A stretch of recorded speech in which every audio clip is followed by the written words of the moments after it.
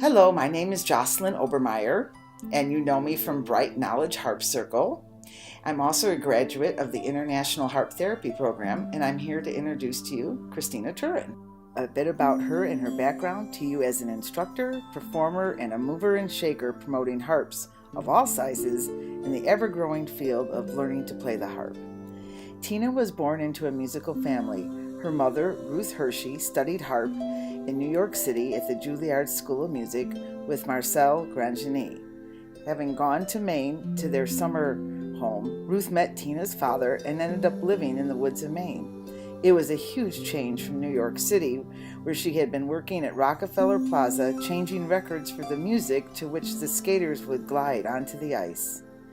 Growing up in Maine, they had no electricity or running water, but they had the big, beautiful gold harp that her mother would play daily, sending the beautiful strains of Debussy and Ravel into the airwaves.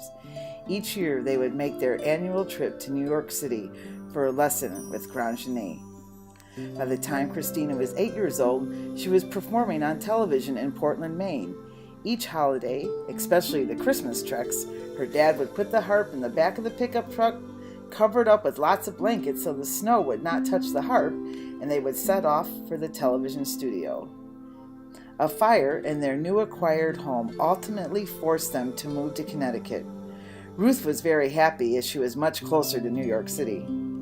During these high school years in Connecticut, Christina was sought out by Yale University to provide harp accompaniment to their music ensembles.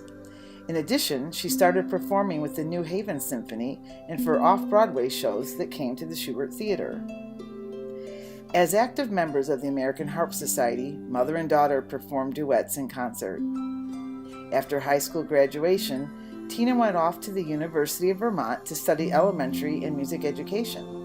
In 1974, she was selected to travel to Austria to study with Frau Marianne Oberascher at the Mozarteum. Upon returning back to Vermont, she continued studies at McGill University with Christine Dieck-Gabier and took on the position of harpist with the Vermont Symphony. Having met and married an instrument builder, together the Tourins built 76 Celtic harps and started designing small harps for children to learn to play. During this time, she delved into early music and folk music. She hosted the second USA Folk Harp Gathering featuring Derek Bell of the Chieftains and Rosalind Wrench, harp professor and historian, who had set up the first Folk Harp Gathering in Terre Haute, Indiana, the year before in the early 1970s. Tina soon became the East Coast director of the Folk Harp Society, founded by Robbie and Phyllis Robinson during the 70s. Ever since then, she has been key in the revival of the folk lever harp in the USA and throughout the world.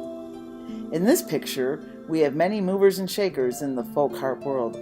Off to the lower right, Kim Robertson came to Vermont straight from studying pedal harp in Paris. Derek and Rosalind are in the back row, as well as many prominent harp players and makers. Christina received her teaching degrees and taught in the public school systems in Vermont for 20 years, as well as studying Waldorf education and worked in Steiner schools in Vermont and England. Tina is credited for working with makers of small harps to craft the finest small portable harps. In 1982, she founded the Scottish Harp Society of America based on the Clarsach Society of Scotland. The organization grew from 3 people in 1982 to over 8,000 in 1989 and continues to sponsor Scottish harp competitions and information on the history of Scottish music through the publication The Kilt and Harp. Christina's 2 boys were born in 1982 and 1985 and been the glory of her life. They traveled with her to performance venues throughout their childhood summers and are definitely global citizens of the world. During this time, she was invited to perform at the Trapp Family Lodge, the home of the Sound of Music story with the Von Trapp family. For the next 17 years, she went off to the lodge to perform 4 hours a night, 6 nights a week. One of her 15 recordings features the Von Trapp sisters, Rose Marie and Maria Von Trapp, performing delightful Austrian music. Christina can be found reaching out to groups of people in all kinds of organizations, bringing the beautiful sounds of the harp to those through her Learn to Play teaching DVDs. From her early music studies, she has graced the harp world with the introduction of applying the ancient modes to creating new ways of studying music, that mainly of learning to play harp from the right side of the brain. This is what she will be sharing through her STAR program with us. In 1990, Tina ventured into the music therapy world after having provided music for her father, who came out of a coma after triple bypass surgery. The program started in Vermont, and in the following year was connected with Shands Hospital in Florida.